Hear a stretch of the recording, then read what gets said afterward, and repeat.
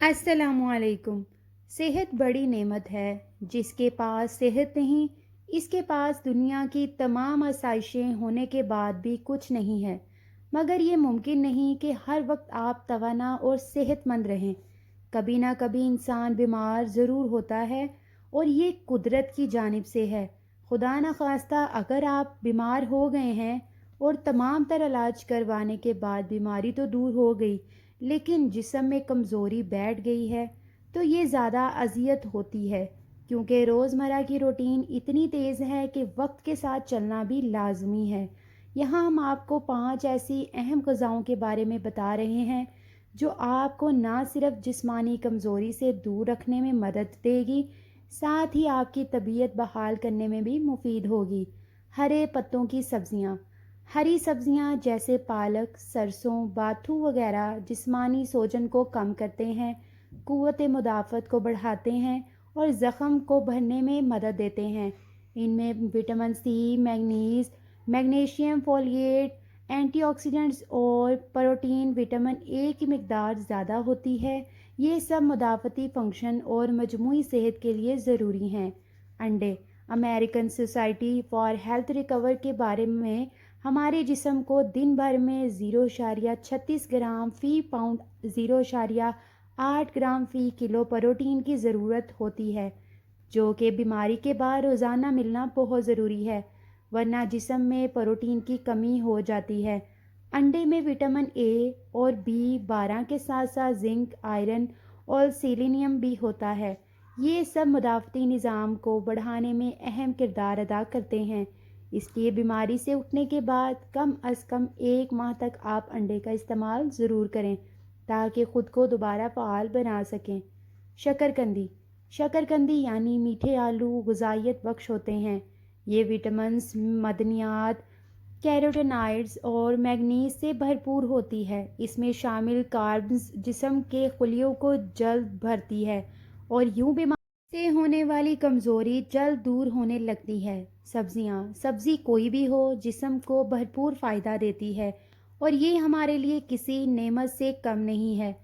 بیماری میں زبان کا ذائقہ خراب ہو جاتا ہے، اس لیے آپ سبزیوں کو اپنے انداز میں پکا کر کھائیں۔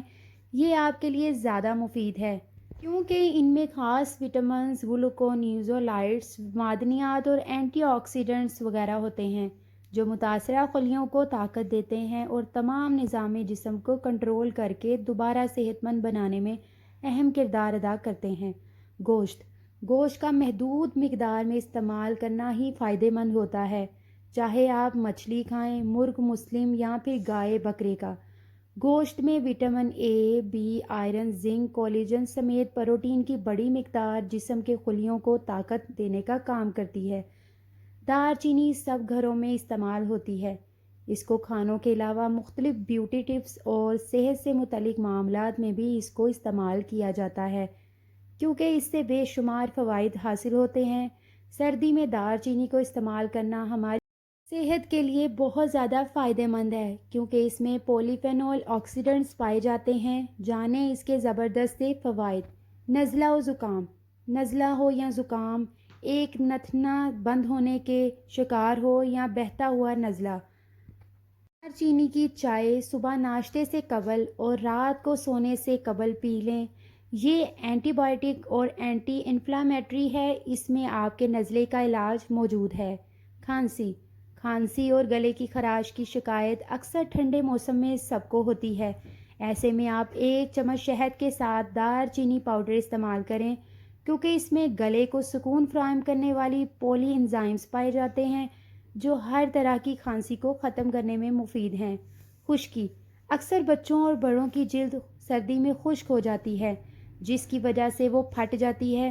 اس میں اینٹی ڈرائنٹ ریڈیکلز موجود ہوتے ہیں۔ اگر آپ کے ساتھ بھی یہ مسئلہ ہے تو دار چینی کی چائے روزانہ پئیں، اور ساتھ ہی ہفتے میں 1 مرتبہ دار چینی کا پاؤڈر ناریل کے تیل میں مکس کر کے جلد پر لگائیں اور آدھے گھنٹے بعد نیم گرم پانی سے دھو لیں۔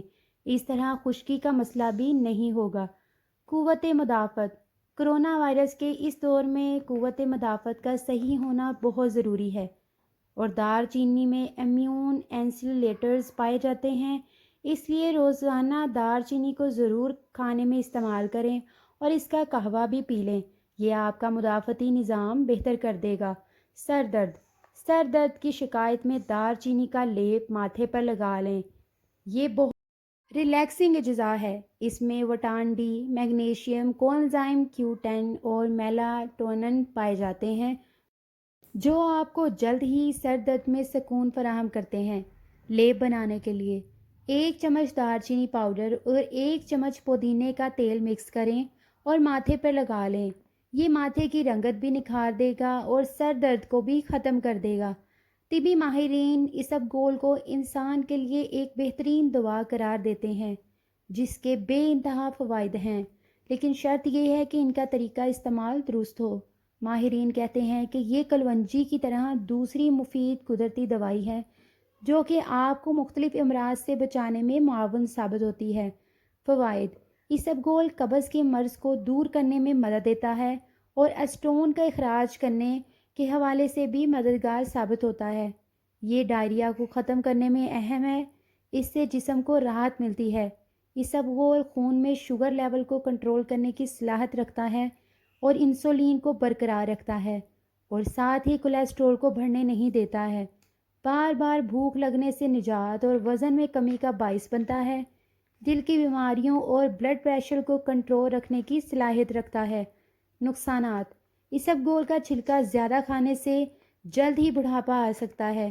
اس کو پانی کے ساتھ استعمال کریں کیونکہ صرف اس کو پھانک لینے سے آپ کو دم گھٹنے کی بھی شکایت ہو سکتی ہے۔